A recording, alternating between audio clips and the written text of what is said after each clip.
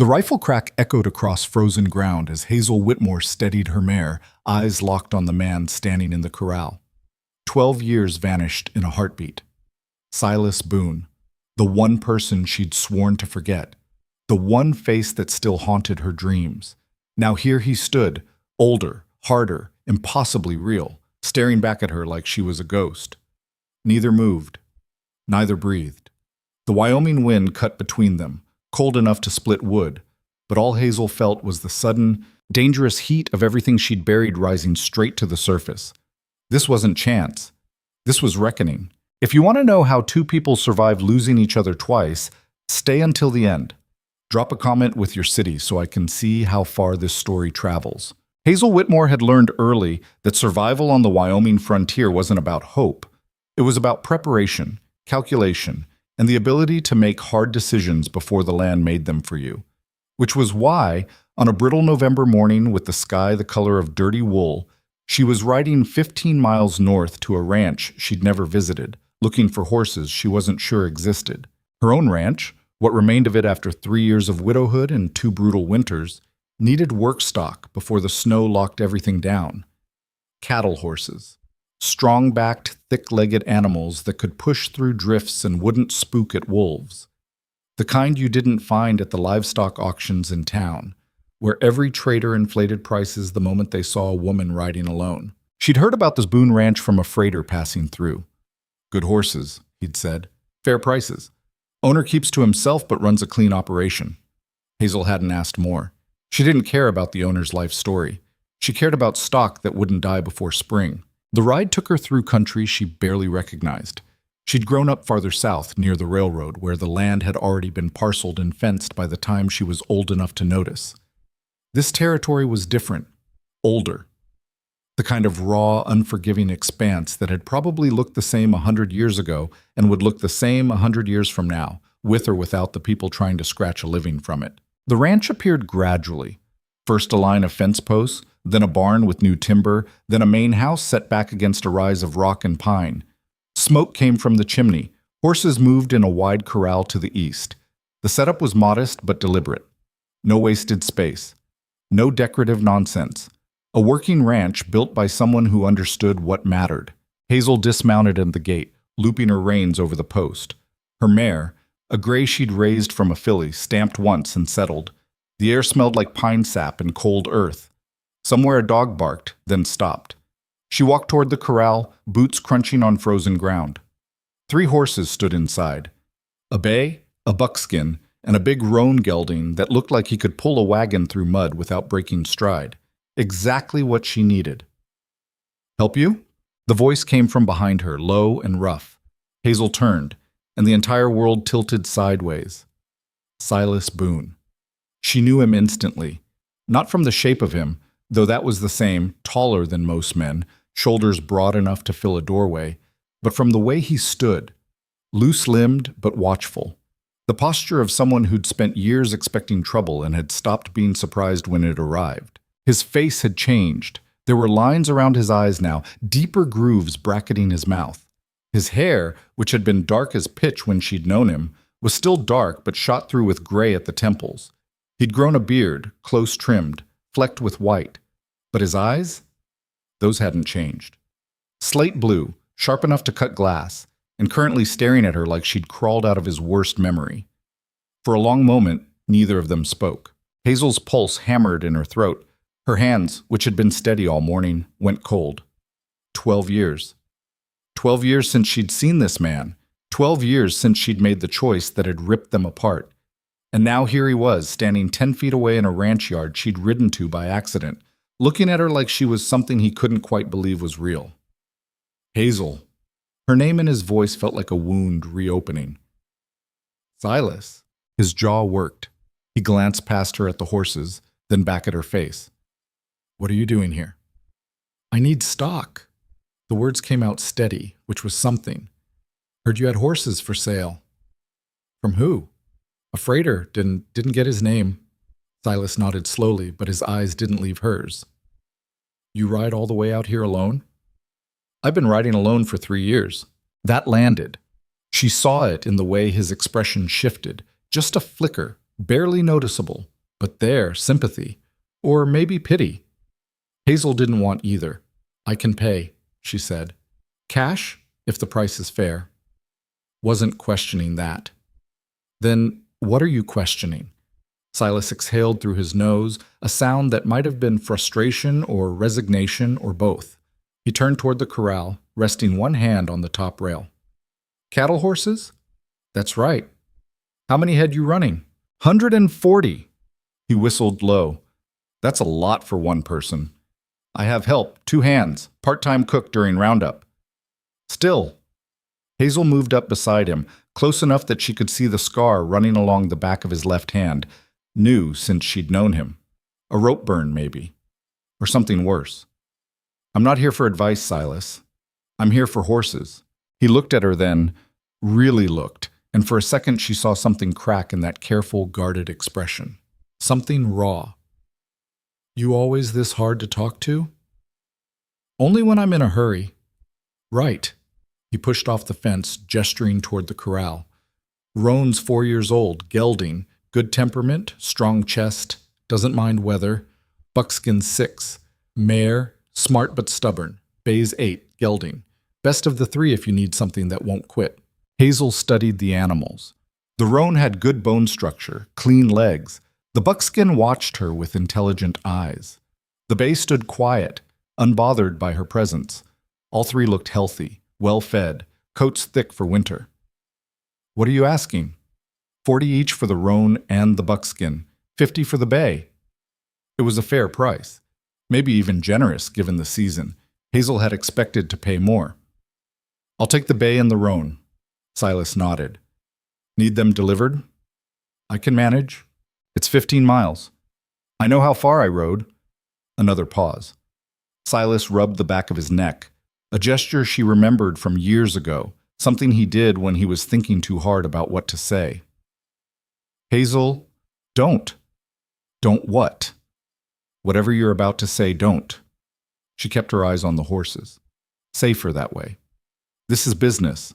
Let's keep it that way.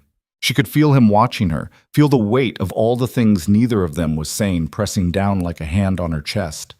But she didn't turn, didn't let herself look at him again. If she did, she wasn't sure what would come out of her mouth, and she couldn't afford that, not here, not now. All right, Silas said finally. Business. He walked to the barn and came back with halters and lead ropes.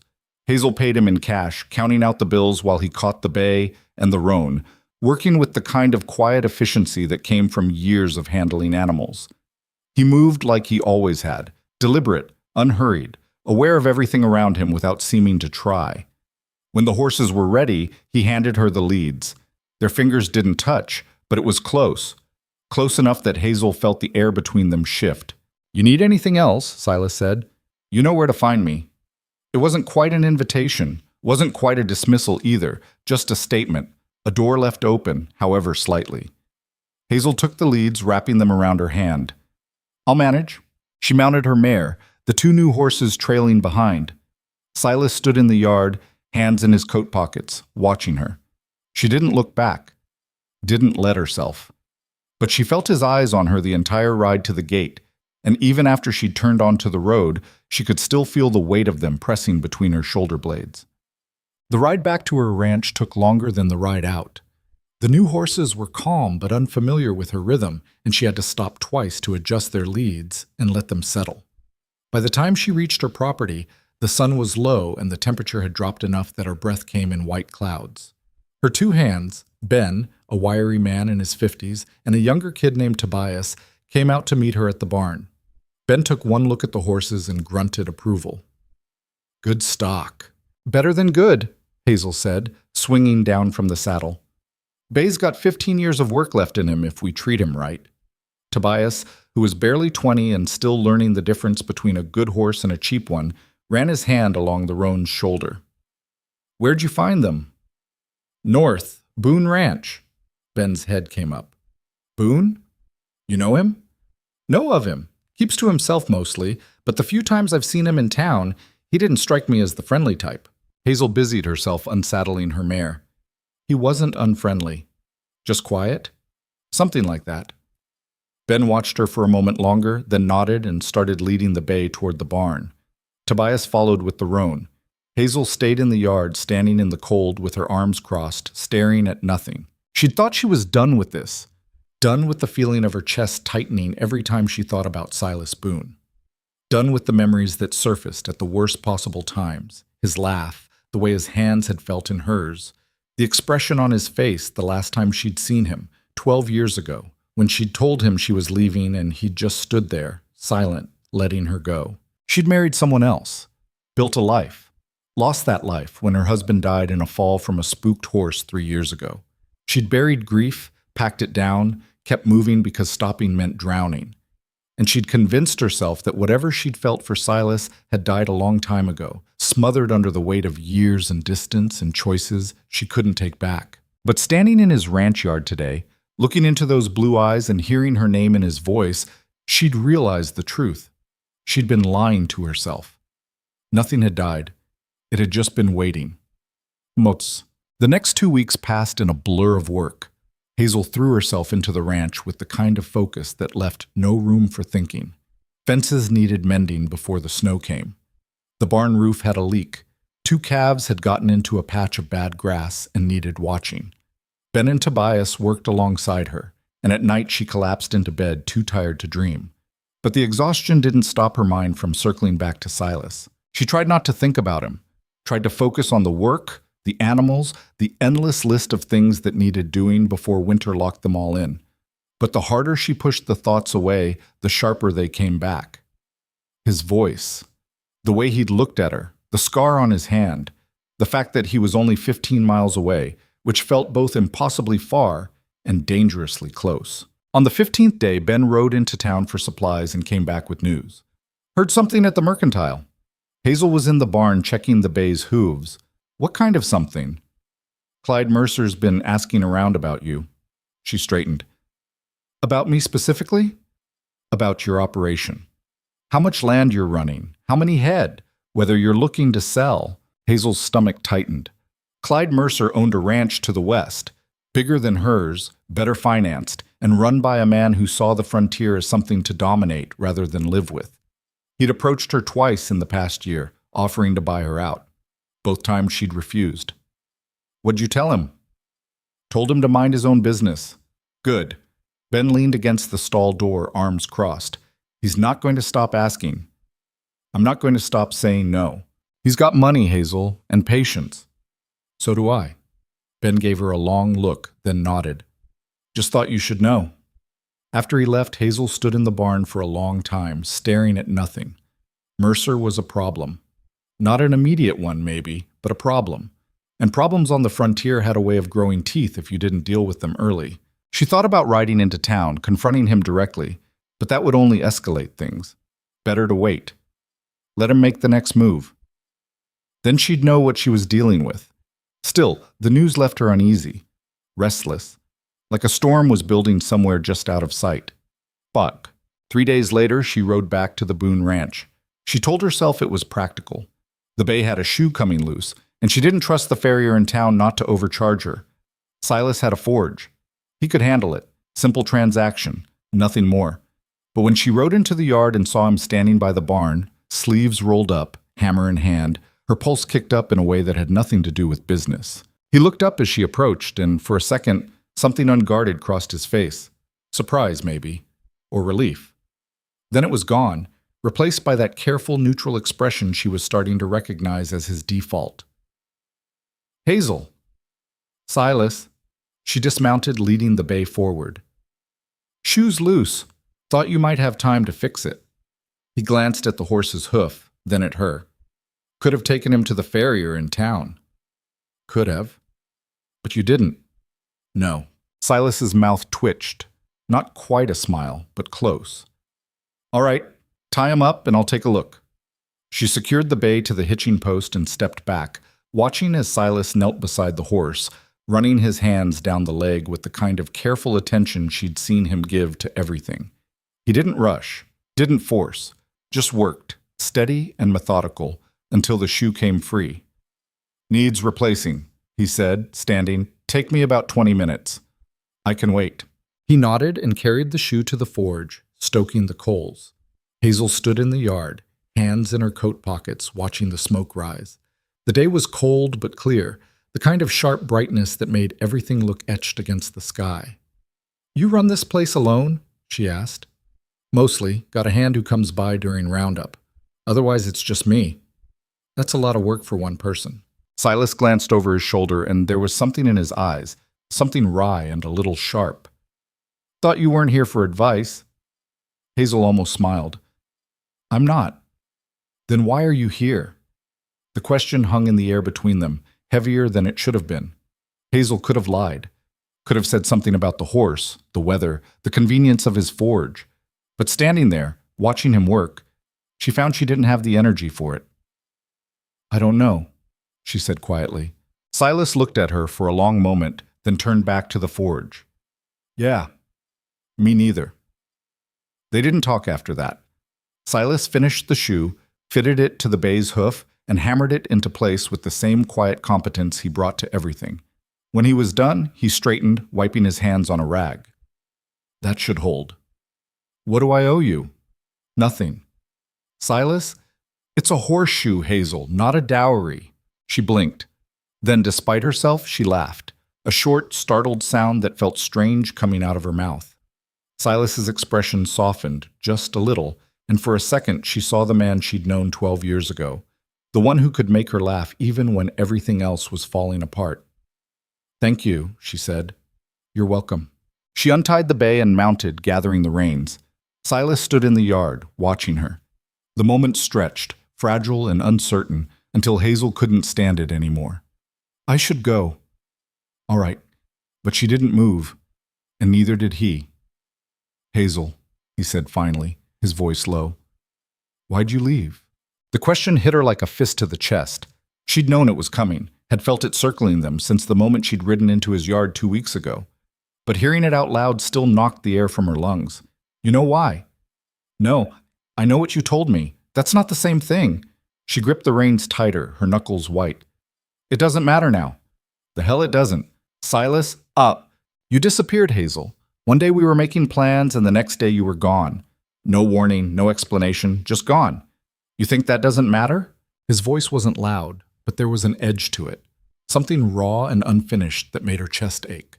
She wanted to tell him everything, wanted to explain about her father's debts, the pressure from her family, the way her mother had looked at her and said, "You have to do the right thing.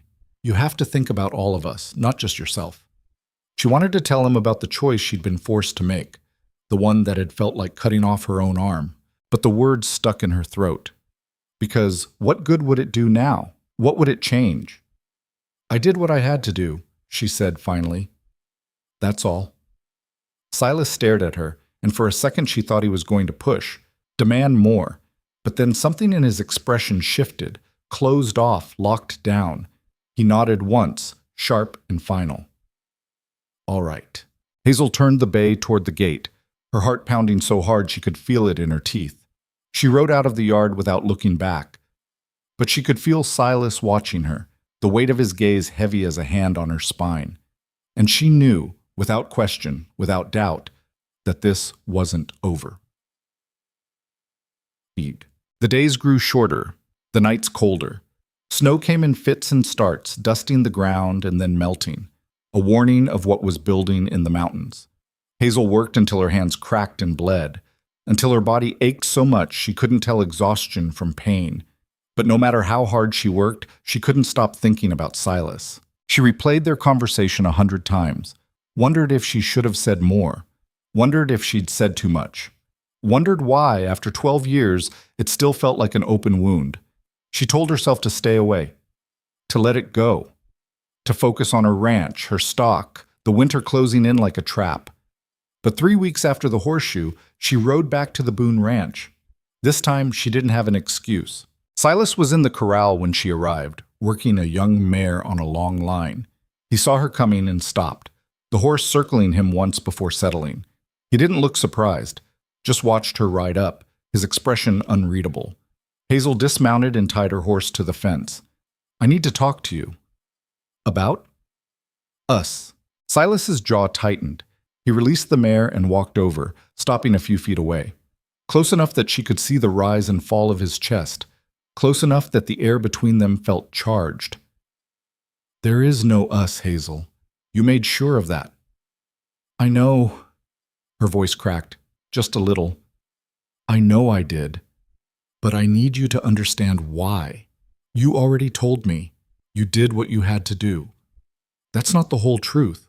Silas went very still. "Then what is?" Hazel took a breath, forcing the words out before she could stop them. "My father owed money, a lot of it, to men who don't forgive debts. They were going to take the ranch, take everything. My mother was sick. My sister was 16. You had to marry someone else." The flatness in his voice nearly broke her. "Yes." "Did you love him?" "No." "But you married him anyway." "Yes." Silas looked away, his hands curling into fists at his sides. When he spoke again, his voice was low and rough. "You could have told me. We could have figured it out together. You didn't have anything, Silas. You were working someone else's ranch for scraps. What were you going to do? Pay off my father's debts with hope? I would have tried, and we both would have starved." He turned back to her, and the look in his eyes made her breath catch. "So you chose him, chose his money, chose a life with a man you didn't love because it was safer than trusting me." It wasn't about trust. The hell it wasn't. They stood there staring at each other, the years and the anger and the grief piling up between them like stones. Hazel's throat burned. Her eyes stung. She'd cried exactly twice since her husband died, and both times alone. But standing here facing Silas, she felt dangerously close to breaking. "I'm sorry," she whispered. "I'm so sorry." Silas exhaled, a harsh, unsteady sound. He scrubbed a hand over his face, and when he dropped it, he looked exhausted. "What do you want from me, Hazel?" "I don't know. That's not good enough." "I know." Another silence, longer this time, heavier. Finally, Silas shook his head. "You should go." "Silas, I mean it. You should go." Hazel's chest ached. Her hands shook, but she nodded, turned, and mounted her horse. She rode out of the yard for the third time, and this time she was sure it was the last. But it wasn't, because a week later, Silas showed up at her ranch. Hazel was in the barn when she heard the horse. She stepped outside, squinting against the midday sun, and froze. Silas sat astride a big gray gelding, his coat collar turned up against the wind. He looked like he hadn't slept, like he'd ridden hard and fast and hadn't stopped to think about why. He dismounted, looping the reins over the fence, and walked toward her. Hazel's heart kicked into a rhythm that had nothing to do with fear and everything to do with the look on his face, raw and determined and a little wild. "I can't stop thinking about you," he said. Hazel's breath caught. "Silas, I tried. I tried to be angry, tried to tell myself it didn't matter, that you made your choice and I made mine, and that was the end of it. But it's not. It's not the end." He stopped in front of her, close enough that she could see the tension in his shoulders, the way his hands flexed at his sides like he didn't know what to do with them. "I spent 12 years convincing myself I was fine," he said, "that I didn't need you, that I'd moved on. And then you walked into my yard and I realized I'd been lying to myself the whole time." Hazel's throat closed. "What are you saying?" "I'm saying I don't know how to stop loving you. I don't know if I ever did." The words hit her like a landslide. She opened her mouth, but nothing came out. Silas stepped closer, and she could feel the heat of him, the pull of him, stronger than gravity. "Tell me to leave," he said quietly. "Tell me you don't feel the same, and I'll go. I'll leave you alone. But if there's even a chance—" Hazel kissed him. She didn't think, didn't plan it, just reached up, fisted her hands in his coat, and pulled him down to her. Silas made a sound, surprise or relief or something in between, and then his arms came around her, lifting her off the ground, holding her so tight it hurt. The kiss was nothing like the ones she remembered from 12 years ago. Those had been sweet, careful. This was desperate, hungry, like they were both trying to make up for every lost year in a single moment. When they finally broke apart, Hazel was shaking. Silas pressed his forehead to hers, his breathing ragged. "We can't do this," she whispered. "I know. People will talk." Let them. Silas, I don't care, Hazel. I don't care what they say. I don't care what they think. His voice cracked. I just don't want to lose you again. Hazel closed her eyes, her hand still gripping his coat. You won't. Promise me. I promise. They stood there holding each other in the cold Wyoming sunlight, and for the first time in 12 years, Hazel felt something she'd thought was gone forever. Hope. The kiss changed everything and nothing at all. Hazel still had a ranch to run. Silas still had his own spread 15 miles north. Winter was still coming, indifferent to what had just happened between them in her barnyard. But when Silas finally rode away that afternoon, something had shifted in the air, something that made the cold feel less brutal and the work ahead less lonely. Ben noticed immediately. He didn't say anything, just watched Hazel move through the evening chores with a lightness that hadn't been there in 3 years. When she caught him staring, he turned away and busied himself with the feed bins. That night, lying in bed, Hazel stared at the ceiling and tried to make sense of what she'd done. Kissing Silas had been reckless. Stupid, maybe. The frontier didn't forgive recklessness, and neither did the people who lived on it. A widow was supposed to grieve properly, keep her head down, manage her affairs with quiet dignity. She wasn't supposed to throw herself at a man she hadn't seen in over a decade, especially not one with a reputation for keeping to himself. But she couldn't bring herself to regret it. Not when she could still feel the weight of his arms around her, the rough catch in his voice when he'd asked her to promise she wouldn't leave again. She fell asleep thinking about the way he'd looked at her, like she was something worth holding on to. 3 days passed before she saw him again. 3 days of checking the horizon more often than necessary, of finding excuses to ride near the northern boundary of her property. She told herself she was being ridiculous, told herself to focus on the work, but focus had become a slippery thing. When Silas finally appeared, it was early morning, the sky just starting to lighten. Hazel was at the well, hauling up a bucket, when she heard hoofbeats. She turned, water sloshing over her boots, and there he was, riding through the gate like he had every right to be there.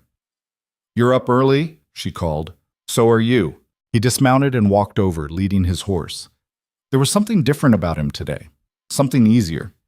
The tension that had been coiled through him during their last conversation had loosened, replaced by a quiet confidence that made her pulse kick up.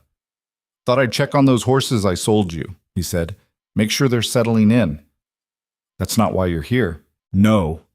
He stopped in front of her, close enough that she could see the faint smile tugging at his mouth.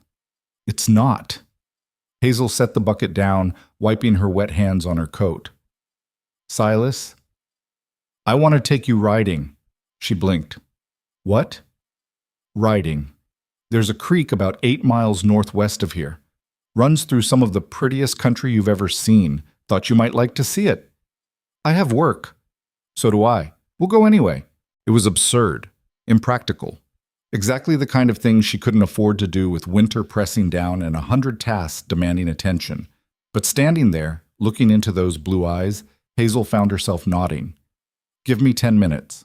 They rode out an hour later after Hazel had given Ben a vague explanation about checking fence lines and told Tobias to handle the morning feeding. Ben had looked skeptical, but hadn't argued. Tobias had just grinned, which made Hazel wonder exactly how obvious she was being. The ride took them through country that started familiar and gradually turned wild. Rolling grassland gave way to pine forest, then opened up again into a broad valley where the creek Silas had mentioned cut a silver line through the frost-white ground. The water moved fast, too quick to freeze, and the sound of it filled the air with a rushing whisper. "You were right," Hazel said, reining in her mare. "It's beautiful." Silas dismounted and walked to the creek's edge, kneeling to scoop water in his palm. "Found this place about 5 years ago. Come out here sometimes when I need to think." "What do you think about?" "Depends on the day." He stood, shaking water from his hand. "Lately? You?" Hazel's chest tightened. She slid from her saddle and joined him at the water's edge, watching the current twist over rocks. "We need to talk about this." "I know. I mean really talk. Not just—" She gestured vaguely between them. "Not just feel it and hope it works out." Silas turned to face her, his expression serious. "All right. What do you want to know?" "What happened to you after I left?" He was quiet for a moment, his gaze shifting to the water. I stayed on at the ranch where I was working, saved every penny I made. After 3 years, I had enough to buy a small piece of land up north. Spent the next 7 years building it into something that could sustain itself. It wasn't easy. Had some bad seasons, lost stock to disease 1 year, weather the next. But I kept at it. Alone? Mostly. No one else? Silas looked at her then, and there was something raw in his eyes. There were women. A few. Nothing that lasted. Nothing that mattered. Hazel nodded, her throat tight. My husband was a good man. Fair. He didn't love me, but he didn't expect me to love him either. It was an arrangement. He got a wife who could manage a household. I got security for my family. Did he know about me? No, I never told him. And when he died, I grieved. Not the way you grieve someone you love, but she struggled for the words. He deserved better than what I could give him. That felt like something worth grieving. Silas reached out, his fingers brushing hers. The touch was light, tentative, but it sent heat straight through her. I'm not asking you to forget him. I know. But I'm asking you to let me in, all the way in, not just when it's convenient or safe. Hazel turned her hand over, lacing her fingers through his. I don't know how to do this. Neither do I. Then we'll figure it out together. They stood there, hands joined, the creek rushing past and the wind moving through the pines. It wasn't a perfect moment. The cold still bit at their faces. The weight of the past still pressed down on both of them. But it was real. And for Hazel, that was enough. Over the next few weeks, Silas became a fixture at her ranch. He'd ride over in the early mornings, help with whatever work needed doing, then head back to his own place before dark. At first, Ben and Tobias watched him with wary curiosity, but Silas won them over quickly. He worked hard, didn't complain, and had a way of solving problems that impressed even Ben, who didn't impress easily. He knows what he's doing, Ben admitted one evening after Silas had left. I'll give him that. Hazel, who was mending a bridle by lamplight, glanced up. That all you'll give him? For now, she smiled. Fair enough. But the approval from her hands was nothing compared to the scrutiny from the town. The first time Hazel rode into the settlement with Silas beside her, she felt the weight of every stare. Women whispered behind their hands. Men watched from storefronts, their expressions ranging from curious to disapproving. At the Mercantile, Mrs. Fletcher, a woman who considered herself the moral compass of the community, cornered Hazel by the dry goods. Mrs. Whitmore, she said, her voice dripping with false sweetness. I couldn't help but notice you've been spending time with Mr. Boone. Hazel kept her expression neutral. He's been helping with work on my ranch. Is that all it is? Work? What else would it be? Mrs. Fletcher's smile sharpened. I'm sure I wouldn't know, but people talk, dear. And in a town this small, appearances matter. Then maybe people should find something more useful to do with their time. The older woman's face flushed. I'm only trying to help. I didn't ask for your help, Mrs. Fletcher, and I don't need it. Hazel walked away before the woman could respond, her hands shaking with barely suppressed anger. Outside, Silas was loading supplies into his wagon. He took one look at her face and frowned. What happened? Nothing, just small-town nonsense. Hazel, I'm fine. She climbed onto the wagon seat, gripping the edge hard enough that her knuckles went white. Let's go. They rode in silence for the first mile. Then Silas pulled the horses to a stop and turned to her. Talk to me. There's nothing to say. The hell there isn't. You look like you want to put your fist through something. Hazel exhaled, some of the tension draining from her shoulders. Mrs. Fletcher made it clear that people are talking about us. About how it looks, me spending time with you so soon after... She broke off, shaking her head. It doesn't matter. It does if it's bothering you. What bothers me is that she thinks she has any right to an opinion about my life. Silas was quiet for a moment. Then he said, You want me to stay away? Make this easier? No? The word came out sharper than she intended. No, I don't want that. Then what do you want? I want people to mind their own business. I want to run my ranch without every decision being judged by a committee of gossips. I want... Her voice cracked. I want to be able to care about you without feeling like I'm doing something wrong. Silas reached over and took her hand, his grip warm and steady. "You're not doing anything wrong. Tell that to them. I don't care about them. I care about you." Hazel looked at him, at the fierce certainty in his eyes, and felt something loosen in her chest. "This is going to get harder before it gets easier." "I know. People are going to make assumptions, say things. Let them." "Silas, I spent 12 years without you, Hazel. I'm not spending another 12 worrying about what strangers think." She wanted to argue, wanted to point out all the ways this could go wrong, all the reasons they should be more careful. But sitting there, his hand in hers, she couldn't make herself care about any of it. "All right," she said quietly. "All right." The gossip intensified over the following weeks. Every time Hazel went to town, she felt eyes tracking her movements. Conversation stopped when she walked into rooms. Once, she overheard two women at the post office speculating about how long it had been since her husband's death and whether she'd waited a respectable amount of time. She'd walked past them without comment, but the words had burrowed under her skin. Silas noticed. He always noticed. But he didn't push her to talk about it, just stayed close and steady, his presence a constant reassurance that she wasn't facing this alone.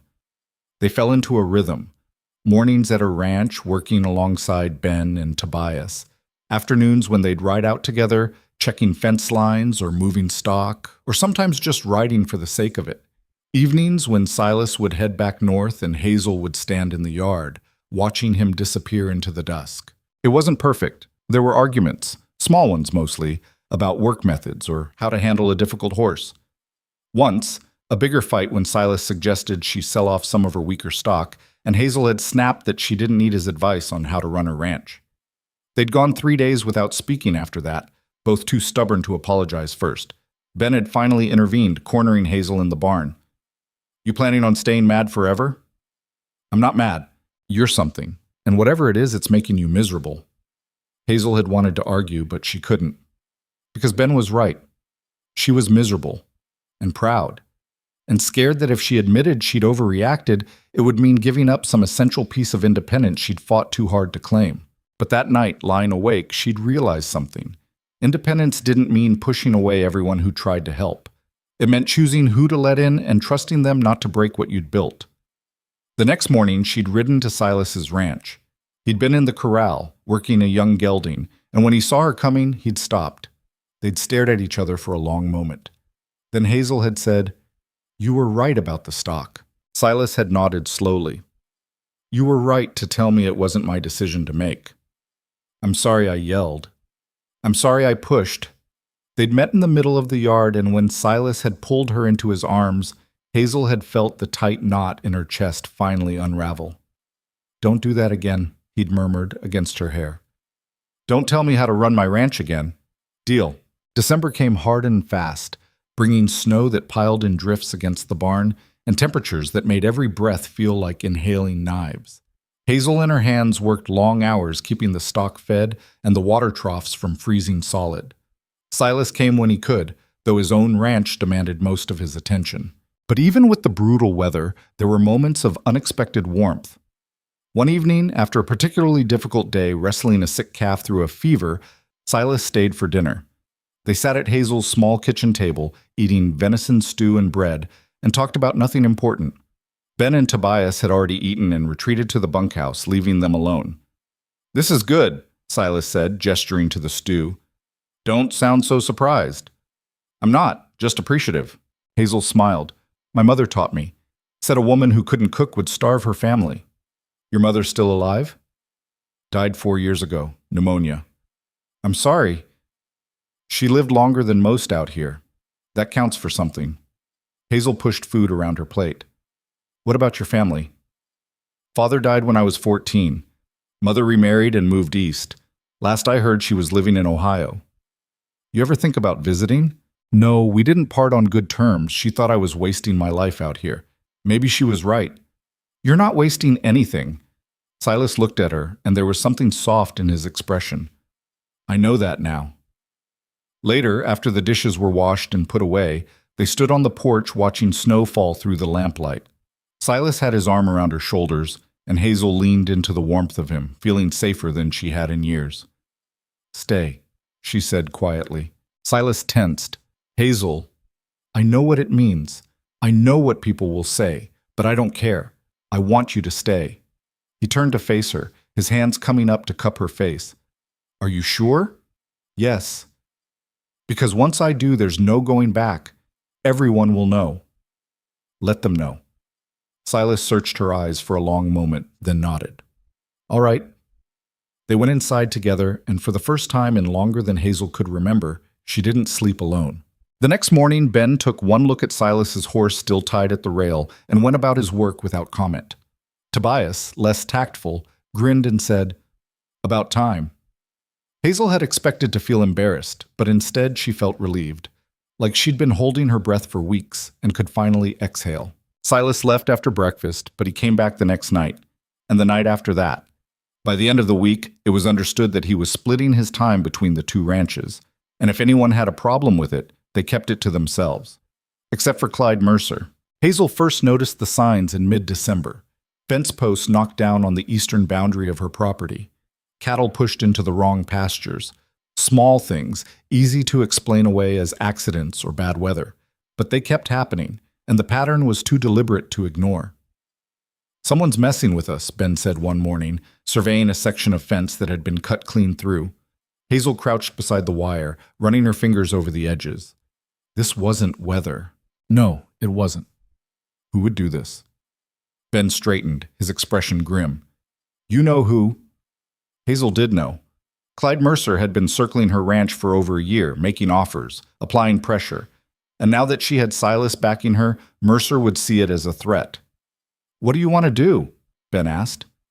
Fix the fence, document everything, and keep our eyes open. That night she told Silas. They were sitting by the fire in her front room, and when she finished explaining, his jaw was tight. He's trying to provoke you, make you look weak so you'll sell. I'm not selling. I know, but he's not going to stop. Then what do I do? Silas was quiet for a moment, staring into the flames. You confront him, publicly. Make it clear that you're not someone who can be pushed around. And if that doesn't work, then we make it work. The opportunity came a week later at the monthly livestock auction. Nearly every rancher in the territory attended, and Hazel knew Mercer would be there. She dressed carefully that morning, not in her work clothes, but in a clean shirt and her best coat, her hair pinned neatly. She wanted to look like someone who meant business. Silas rode beside her, and when they arrived at the auction grounds, she felt the shift in attention immediately. People noticed, whispered, watched. Clyde Mercer stood near the auction platform, talking to a group of men. He was a big man, thick through the shoulders, with a face that might have been handsome once, but had gone hard with age and ambition. When he saw Hazel, his expression didn't change, but something flickered in his eyes. Hazel walked straight up to him. Mr. Mercer, we need to talk. Mercer turned, dismissing the men he'd been speaking to with a wave. Mrs. Whitmore, what can I do for you? You can stop cutting my fences. The words fell into the space between them like stones into water. Around them, conversation stopped. People turned to stare. Mercer's smile was thin and cold. That's a serious accusation. It's a fact. My eastern fence has been cut 3 times in the past 2 weeks. Cattle pushed onto my land, posts knocked down. Sounds like you have a problem with your hands. Maybe they're not doing their job. My hands are fine. The problem is someone who thinks they can intimidate me into selling. I've made you fair offers, and I've refused them. That should be the end of it. Mercer's eyes narrowed. You're a widow running a ranch that's too big for you. Sooner or later, you'll fail. I'm just offering you a way out before that happens. I'm not failing, and I'm not selling. We'll see. Mercer glanced at Silas, who had moved up beside Hazel. That your new partner? That's none of your concern. Everything that happens in this territory is my concern, Mrs. Whitmore, especially when it affects my interests. Hazel stepped closer, her voice dropping to something low and sharp. If you touch my property again, I'll file a complaint with the county sheriff, and I'll make sure everyone here knows exactly what kind of man you are. Mercer's smile faded. For a moment, they stood locked in silent confrontation. Then he laughed, a short, ugly sound. You've got fire. I'll give you that. But fire burns out fast in this country. Not this fire. She turned and walked away, Silas at her side. Behind them, she could hear the murmur of voices rising. people processing what had just happened. Her hands were shaking, adrenaline flooding her system, but she kept her head up and her stride steady. When they were out of earshot, Silas said quietly, "That took courage. That took stupidity. I just made an enemy." "You already had an enemy. Now he knows you're not afraid of him." Hazel stopped, turning to look back at the auction grounds. Mercer was watching her, his expression unreadable. "I hope you're right." "I am. Trust me." And standing there with Silas beside her and the weight of the entire community's attention pressing down, Hazel realized she did trust him, more than she'd trusted anyone in years. Whatever came next, they'd face it together. The trouble started 2 days after the confrontation at the auction. Hazel was checking the northern pasture when she found the first calf. It was lying in a shallow ravine, neck twisted at an angle that made her stomach turn. Fresh kill. The snow around it was trampled, marked with boot prints that were too big to belong to any of her hands. She rode back to the barn at a gallop, her mind racing. Ben met her in the yard, took one look at her face, and reached for his rifle. "How many?" he asked. "One that I found. Could be more." They rode out together, Tobias following on a younger horse. They found 2 more calves in the same condition, both killed the same way, quick, efficient, meant to send a message rather than take meat.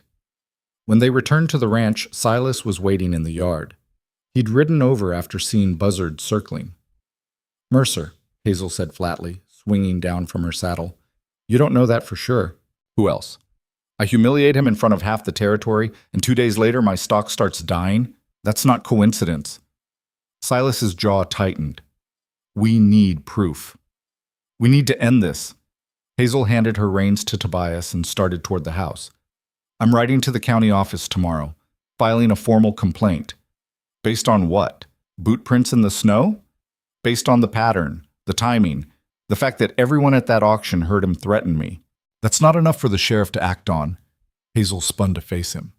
"Then what do you suggest? I sit here and wait for him to kill more of my stock? Burn down my barn? Run me off my own land?" "No, I suggest we catch him in the act."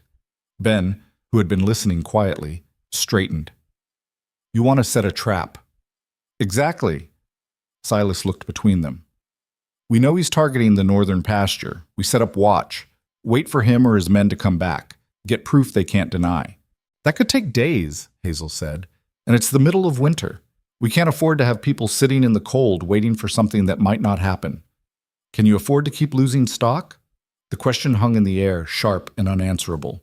Hazel wanted to argue, wanted to find some other solution that didn't involve more waiting, more risk. But Silas was right.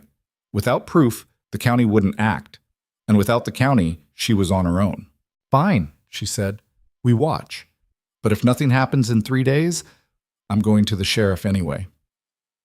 They started that night. Silas and Ben took the first shift, bundled in heavy coats and positioned in a rocky outcrop that overlooked the northern pasture.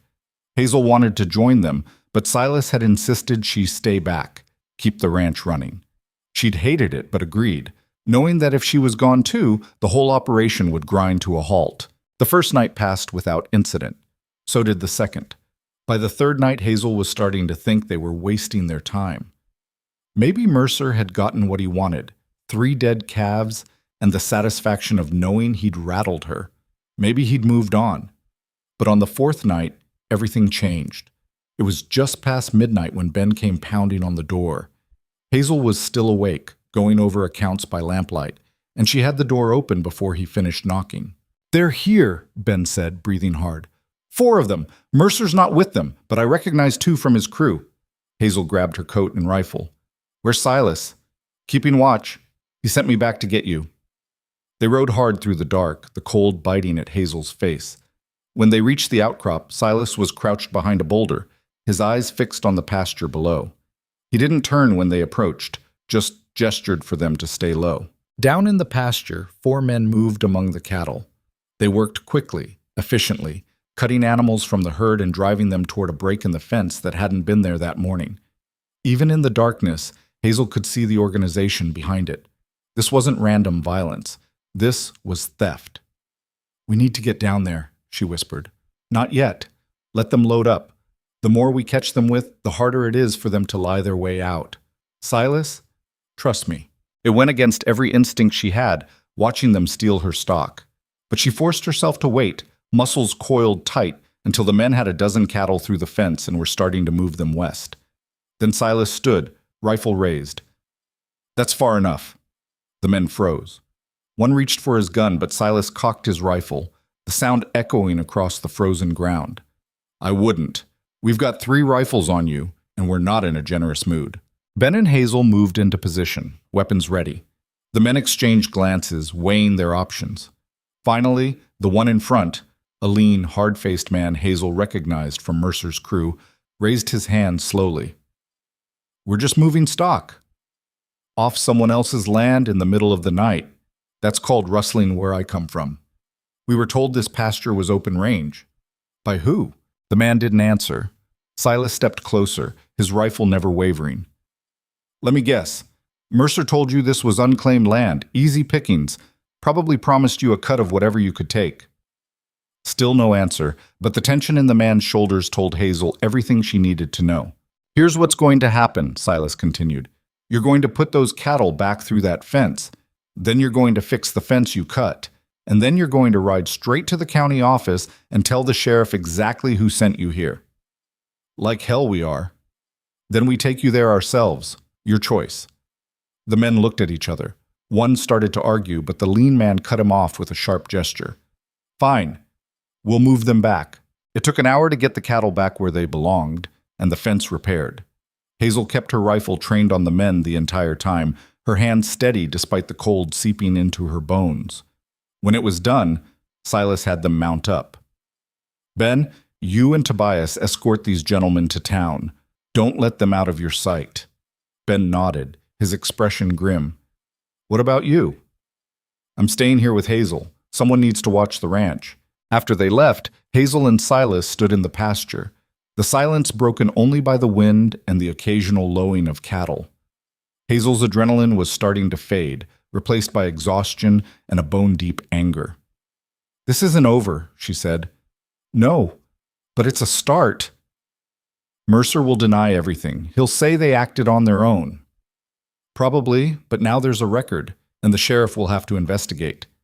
Hazel turned to him. What if it's not enough? What if he just keeps coming? Silas was quiet for a moment, his face shadowed in the darkness. Then we make it clear that coming after you means coming after both of us, and we make sure everyone knows it. The next morning, the entire territory was buzzing with news of the arrest. By the time Hazel rode into town 3 days later, the story had grown legs. 4 men caught red-handed rustling cattle, all of them tied to Clyde Mercer's operation. The sheriff had questioned them, and while none had directly implicated Mercer, the connection was clear enough that people were talking.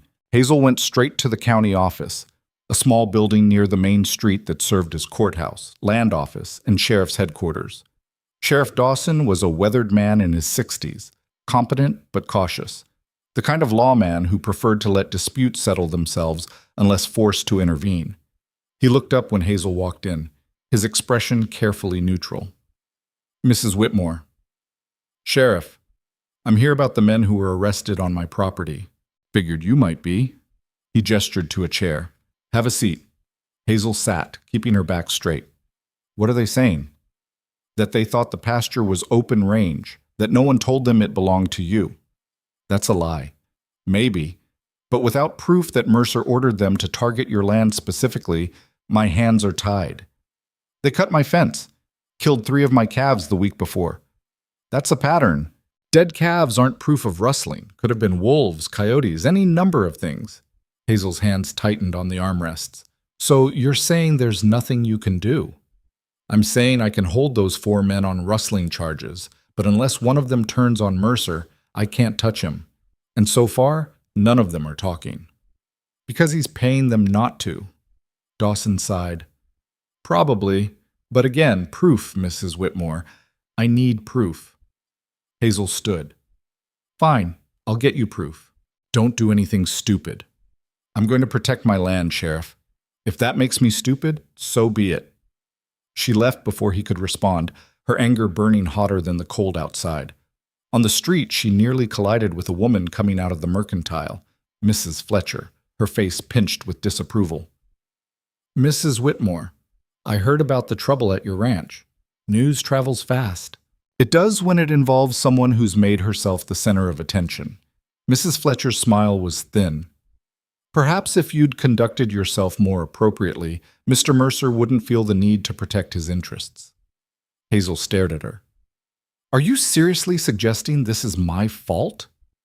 I'm suggesting that a woman in your position should be more careful about the company she keeps and the enemies she makes. My position? You mean as a widow trying to run a ranch? I mean as a woman who's taken up with a man barely a year after her husband's death. You've made yourself a target, dear. Don't be surprised when people take aim. Something snapped inside Hazel. For months, she'd endured the whispers, the judgment, the constant scrutiny of people who had no right to an opinion about her life. She'd stayed quiet, kept her head down, tried to prove through work and competence that she deserved respect. But standing here, listening to this woman twist her grief and her choices into something shameful, Hazel realized she was done being quiet. Let me make something very clear, Mrs. Fletcher. What I do with my life, my ranch, and my time is none of your concern. Not yours, not Mercer's, not anyone's. I don't need your approval. I don't want your advice. And if you have a problem with how I conduct myself, you're welcome to say it to my face instead of whispering it behind my back. Mrs. Fletcher's face went red. How dare you? I'm not finished. I came to this territory the same way most people did, looking for a chance to build something. I've worked for everything I have, lost things that mattered, and I'll be damned if I let people like you make me feel ashamed for surviving. She pushed past the woman and kept walking, her heart pounding. Behind her, she could hear Mrs. Fletcher sputtering, but she didn't look back, didn't slow down, just kept moving until she reached her horse and mounted, her hands shaking with residual anger. When she got back to the ranch, Silas was in the barn, repairing a saddle. He looked up as she walked in, and whatever he saw in her face made him set down his tools. What happened? Hazel told him. All of it. The sheriff's lack of action, the confrontation with Mrs. Fletcher, the rage that was still simmering just beneath her skin. When she finished, Silas was quiet for a long moment. You did the right thing, he said finally. Did I? Or did I just make everything worse? You stood up for yourself. There's nothing wrong with that. People are going to talk even more now. Let them. Silas crossed the space between them, his hands coming to rest on her shoulders. You were right about what you said. You don't owe anyone an explanation for how you live your life. That doesn't make it easier. No, but it makes it honest. He pulled her into his arms, and Hazel let herself lean into him, feeling some of the tension drain from her body. We're going to get through this. How can you be so sure? Because I know you, and I know you don't quit. The following week brought a cold snap so severe that even the most experienced ranchers struggled. Temperatures dropped below zero and stayed there, turning the world into something brittle and hostile. Hazel and Silas worked around the clock to keep the stock alive, breaking ice on water troughs, hauling feed through drifts, checking animals for frostbite. On the 5th day of the freeze, disaster struck. Hazel was in the barn when Tobias came running, his face white. Fire at Mercer's place. She grabbed her coat and followed him outside. To the west, a column of smoke rose black against the gray sky. Even from this distance, she could see the orange glow at its base. How bad? She asked. Don't know. Someone rode past on their way to town, said it looked like the whole barn. Hazel's first instinct was satisfaction, Mercer getting a taste of the trouble he'd been causing everyone else. But that feeling lasted only a second before reality set in. A barn fire in this weather meant animals trapped, stock lost, possibly people hurt. Whatever else Mercer was, he didn't deserve that. Get the wagon ready, she said. Fill it with whatever blankets and rope we can spare. Tobias stared at her. You're going to help him? I'm going to help whoever needs it. Move. Within 20 minutes, they were on the road, Silas driving the wagon while Hazel and Ben rode alongside. When they reached Mercer's ranch, the scene was chaos. The barn was fully engulfed, flames climbing into the sky while men ran back and forth with buckets, trying to save what they could. Horses screamed in the corral. Cattle milled in panicked circles. Hazel didn't wait for permission. She dismounted and started helping, opening gates, driving animals away from the flames, throwing blankets over those too frightened to move. Silas worked beside her, and Ben organized a bucket line from the well. It took hours to get the fire under control. By the time the flames finally died, the barn was a smoking ruin and exhaustion had settled over everyone like a physical weight. Hazel stood in the yard, her face streaked with soot, watching Mercer survey the damage. He looked older than she remembered, diminished somehow. When he finally turned and saw her, his expression was unreadable. "Mrs. Whitmore?" "Mr. Mercer." He walked over slowly, his boots crunching on frozen ground. "I didn't expect to see you here. I heard about the fire, thought you might need help. After everything—" He stopped, shaking his head. "Why?" "Because it's the right thing to do." Mercer looked at her for a long moment, something shifting in his face. "I owe you an apology." Hazel blinked. "What?" "The rustling, the dead calves. That was me. I thought—" He exhaled roughly. "I thought if I applied enough pressure, you'd sell. Move on. It was wrong." "Yes, it was. I'll make it right. Replace the stock you lost. Pay for the fence repairs. And the men you sent to jail?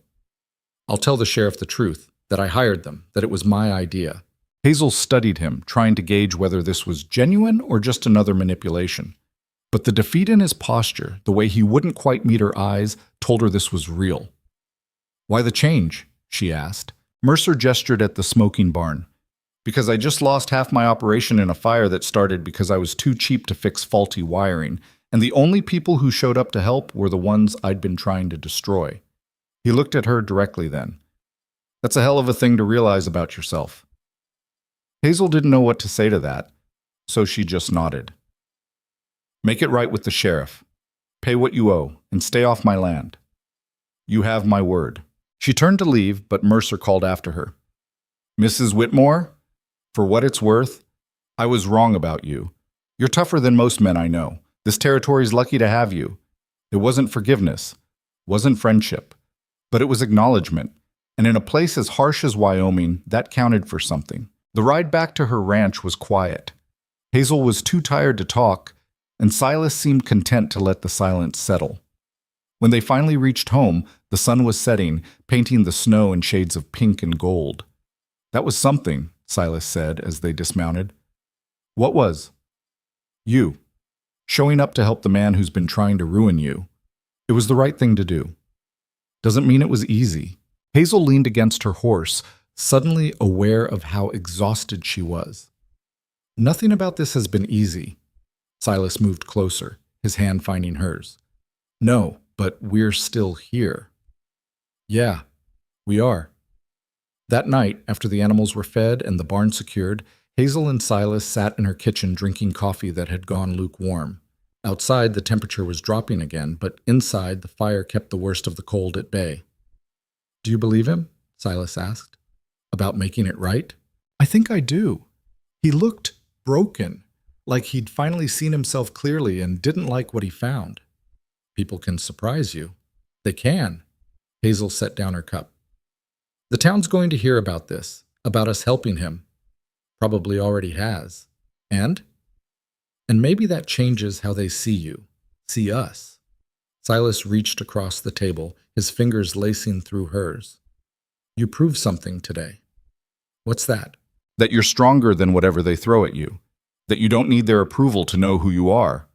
Hazel felt something settle in her chest, a quiet certainty that had been building for weeks. "I couldn't have done it without you." "Yes, you could have, but I'm glad you didn't have to." They sat there in this warm kitchen, hands joined across the scarred wood table, while outside the Wyoming winter howled and raged, indifferent to the small human dramas playing out beneath its vast sky. But inside, in that moment, Hazel felt something she hadn't felt in years. She felt like she'd finally come home. The week after Mercer's barn fire, true to his word, he appeared at the county office and gave a full statement to Sheriff Dawson.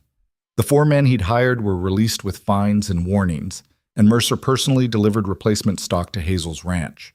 6 healthy calves to compensate for the 3 he'd had killed and the disruption he'd caused. Hazel accepted them without ceremony, just a nod and a brief handshake that marked the end of hostilities.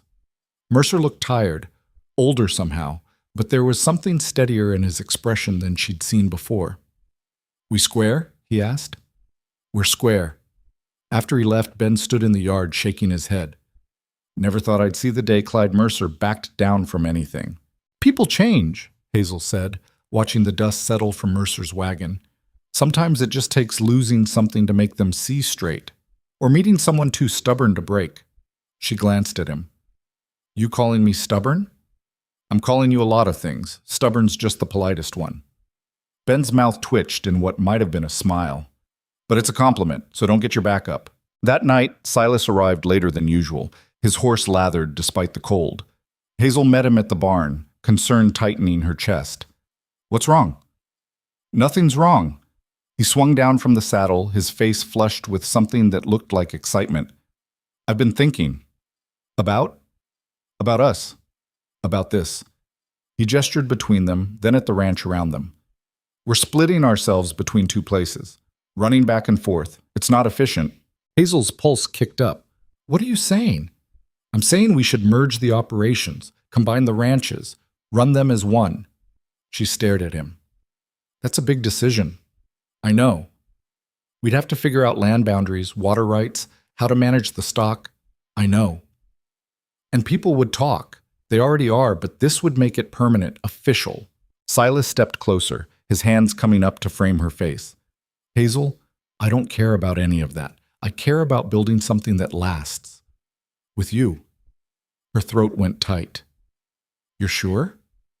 I've never been more sure of anything.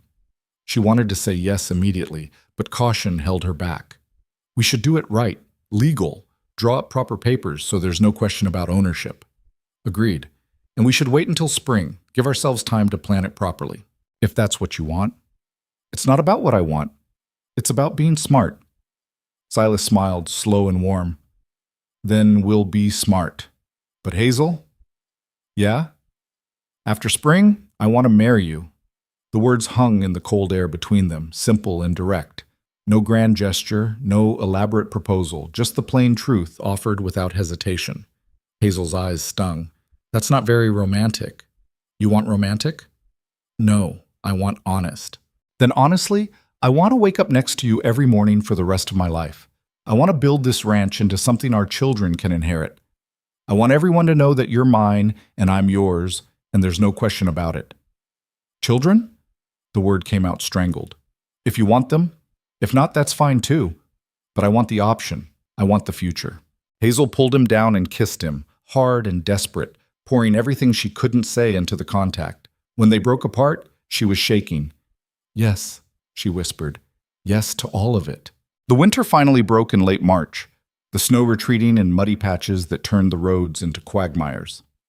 Hazel and Silas spent weeks planning the merger, drawing up documents with the help of a lawyer from the county seat. The paperwork was complex: water rights, grazing boundaries, stock division, profit sharing. But they worked through it methodically, arguing over details until they found solutions that satisfied them both. You're being stubborn about this, Silas said during one particularly heated discussion about which pastures to use for summer grazing. I'm being practical. That northern section floods every spring. We can't risk the herd there. It only flooded once in the past 5 years. Once is enough to lose stock. So we use it for horses instead of cattle. Hazel paused, considering. That could work. See? Not stubborn, just careful. She threw a pencil at him. He caught it, grinning, and the tension broke. By mid-April, the papers were finalized. The Whitmore Ranch and the Boone Ranch officially became the Whitmore-Boone Cattle Company, a joint operation spanning over 3,000 acres with nearly 300 head of cattle and 24 horses. It was the largest single ranch operation in the territory, and the news spread through the community like wildfire. Most people were supportive, or at least neutral. A few, like Mrs. Fletcher, remained disapproving, but their voices were quieter now, less certain. Hazel had proven herself too capable, too resilient to dismiss. The wedding was set for the first week of May, in the small church on the edge of town. Hazel had wanted something simple, but as the day approached, she found herself caught up in preparations despite her best intentions. There was a dress to alter, her mother's wedding dress, carefully preserved and let out to fit Hazel's broader shoulders. Flowers to arrange. Food to prepare for the reception afterward. The night before the wedding, Hazel stood in her kitchen with a basin of potatoes, peeling them for the next day's meal, when someone knocked. She opened the door to find 3 women on her porch. Ranchers' wives she knew by sight, but had never been particularly close to. "Mrs. Whitmore," the oldest said, "we heard you were preparing food for tomorrow. Thought you might need help." Hazel blinked, surprised. That's kind, but I can manage." "No doubt you can, but you shouldn't have to." The woman smiled. "May we come in?" They spent the next 3 hours cooking together, filling Hazel's kitchen with the smell of bread and roasted meat and pies cooling on the windowsill. The women worked efficiently, talking among themselves about weather and livestock and children, including Hazel in the conversation with an ease that felt almost foreign after months of judgment and whispers. When they finally left, the oldest woman paused at the door. "You've made a good match, Mrs. Whitmore. Silas Boone is a fine man." "I know. And you're a fine woman. Don't let anyone tell you different." After they'd gone, Hazel stood in her kitchen surrounded by the evidence of their kindness and felt something shift inside her. She'd spent so long fighting the land, fighting Mercer, fighting the town's disapproval, that she'd forgotten what it felt like to be supported. The wedding day dawned clear and warm, the kind of spring morning that made the brutal winter feel like something from another lifetime. Hazel dressed carefully, her hands steady as she fastened the buttons on her mother's dress. It fit well enough, though the lace at the collar was yellowed with age and the hem needed taking up. Ben drove her to the church in the wagon, freshly cleaned and decorated with wildflowers that Tobias had picked that morning. When they arrived, Hazel was startled to see how many people had come. The church was nearly full, ranchers and their families, townspeople, even a few faces she didn't recognize. And standing at the front, looking uncomfortable in a suit that was probably borrowed, was Silas. Their eyes met across the crowded room, and everything else fell away. The whispers, the curious stares, the weight of expectation. None of it mattered. There was just him, waiting for her, his face reflecting the same mixture of nervousness and certainty that she felt. The ceremony was short. The minister, an older man who'd known Hazel's late husband, kept his words simple and direct. When it came time for vows, Silas spoke first, his voice steady. "I promise to stand beside you, to work with you, not against you, to respect what you've built and help you build more, to love you on the hard days as much as the easy ones." Hazel's throat tightened. "I promise to trust you, to let you in, even when it scares me, to build a life with you that honors everything we've both survived, to love you for who you are, not who I need you to be." The minister pronounced them married, and when Silas kissed her, the church erupted in applause. It was loud and genuine, and Hazel felt tears slip down her cheeks despite herself. The reception was held at the town hall, a simple affair with food and music provided by a fiddler who knew exactly 3 songs and played them with enthusiasm, if not variety. Hazel danced with Silas, then with Ben, then with several ranchers who wanted to congratulate her personally. Clyde Mercer appeared midway through the evening, looking awkward in a clean shirt and carrying a wrapped package. He approached Hazel with the careful posture of a man who wasn't sure of his welcome. "Mrs. Boone," he said, testing out her new name. "Congratulations." "Thank you, Mr. Mercer." He handed her the package. A wedding gift. "It's not much, but, well, open it later." After he left, Hazel unwrapped it to find a beautifully tooled leather journal, the kind used for ranch records. On the first page, in careful handwriting, was a note. "May your accounts always balance and your stock always thrive. CM." "That's something," Silas said, reading over her shoulder. "It is." They stayed until late, long after most of the guests had drifted away. When they finally left, riding together in the wagon with Ben driving ahead to give them privacy, Hazel leaned into Silas's shoulder and felt a bone-deep contentment she hadn't known was possible. "You tired?" Silas asked. "Exhausted." "Happy?" "Very." "Good." He kissed the top of her head. "Because tomorrow, the real work starts." He wasn't wrong. Combining 2 ranches into one operation proved more complicated than either of them had anticipated. Stock had to be moved, fences repositioned, water systems reconfigured. They hired 2 additional hands to help manage the expanded territory, both young men recommended by other ranchers. The first month was chaos.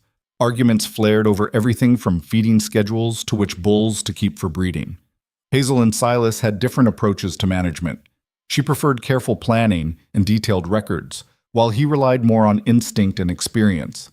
Neither was wrong, but finding a middle ground took patience they didn't always have. "You can't just decide to move 100 head without consulting me," Hazel said one evening, her voice sharp with frustration. "I did consult you. You were busy with the books, busy doing the work that keeps this place running. And I was busy doing the work that keeps the stock alive, which is also important." They glared at each other across the kitchen table, both too stubborn to back down. Finally, Silas sighed. "You're right. I should have waited." Hazel blinked, surprised. "What?" "I should have waited until you were free, made the decision together. That was the agreement."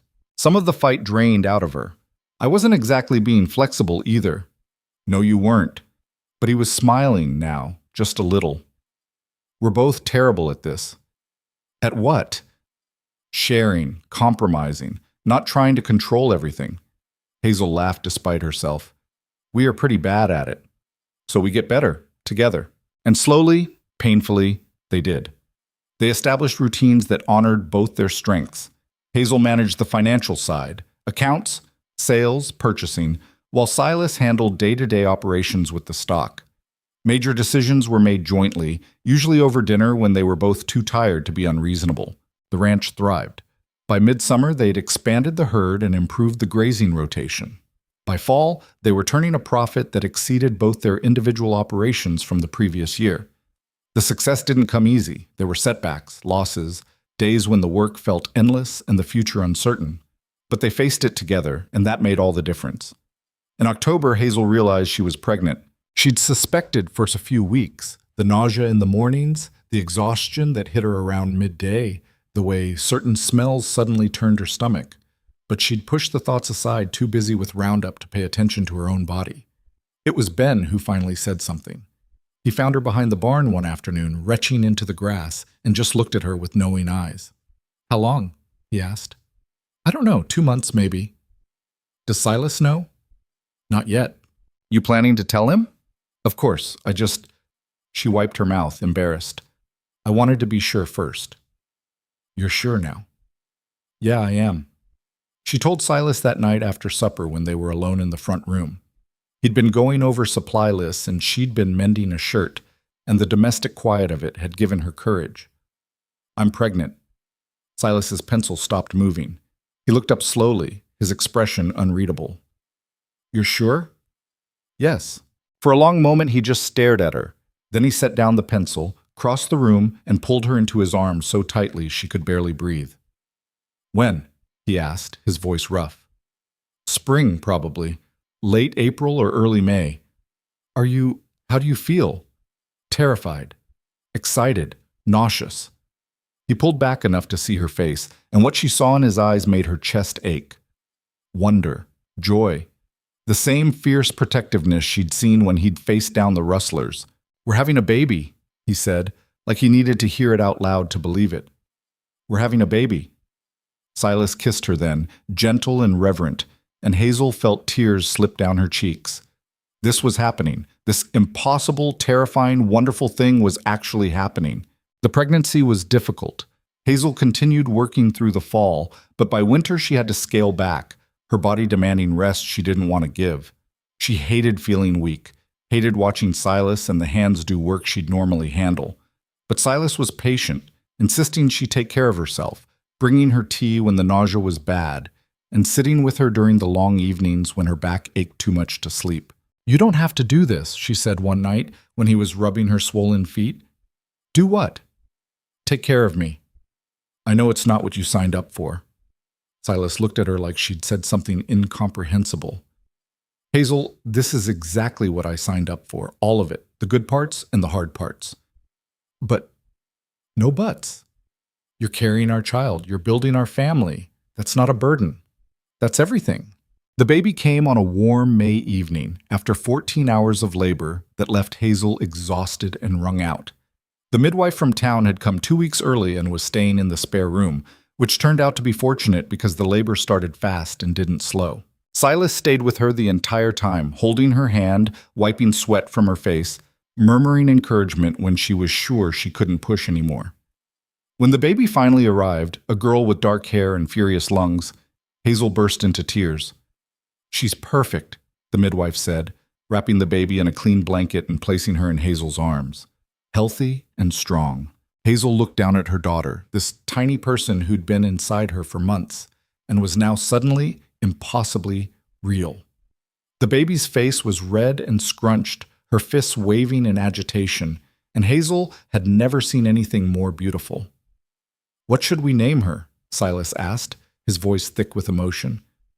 "I was thinking—" Hazel hesitated. "My mother's name was Catherine, but we could—" "Catherine." Silas touched the baby's cheek with one careful finger. "Catherine Boone.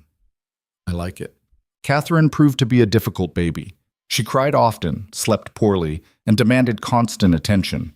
Hazel, still recovering from the birth, found herself overwhelmed in a way she'd never experienced. She'd faced drought, predators, hostile neighbors, brutal weather, but nothing had prepared her for the relentless exhaustion of caring for an infant. Silas helped as much as he could, walking the floor with Catherine when she wouldn't settle, changing her when Hazel was too tired to move. But he still had a ranch to run, and Hazel still had accounts to manage, and neither of them was getting enough sleep. "I don't know how people do this," Hazel said one night, tears streaming down her face as Catherine wailed in her arms. "I can't make her stop crying." "You're doing fine," Silas said, taking the baby gently. "You're just tired." "I'm failing. I can't even keep my own daughter happy." "Hazel, look at me." He waited until she met his eyes.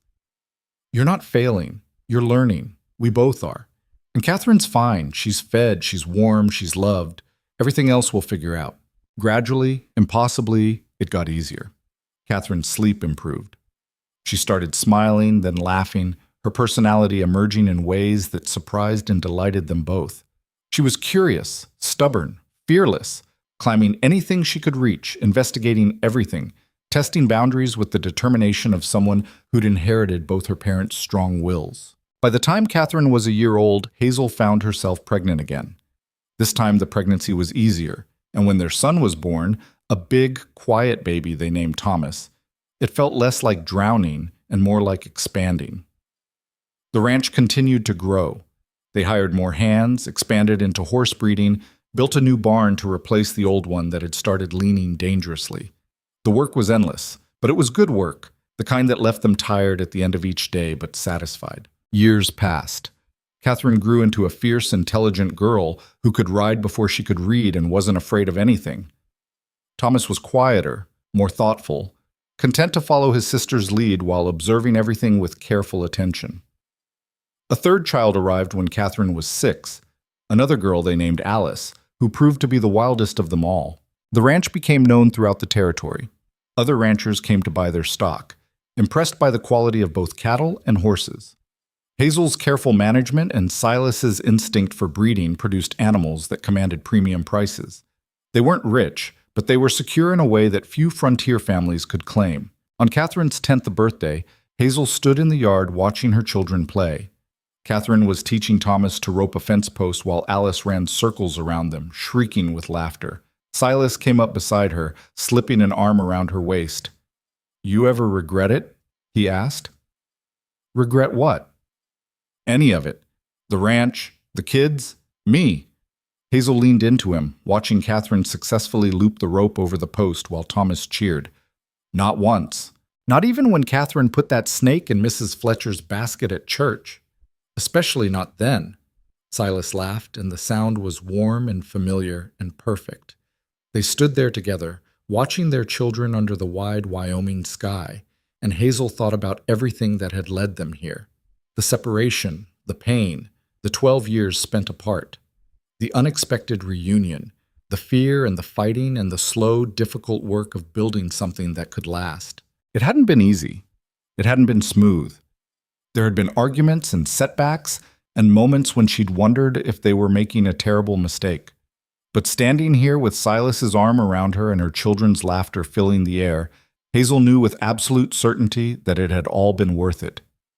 "I love you," she said quietly. Silas kissed her temple. "I love you too." And in that moment, On a warm spring evening with the sun setting gold over the mountains, that was all that mattered. The years that followed were marked not by dramatic upheaval, but by the steady accumulation of small victories and ordinary struggles that defined life on the frontier. The Whitmore Boone Ranch became a fixture in the territory, the kind of operation younger ranchers studied and older ones respected. But success, Hazel learned, brought its own complications.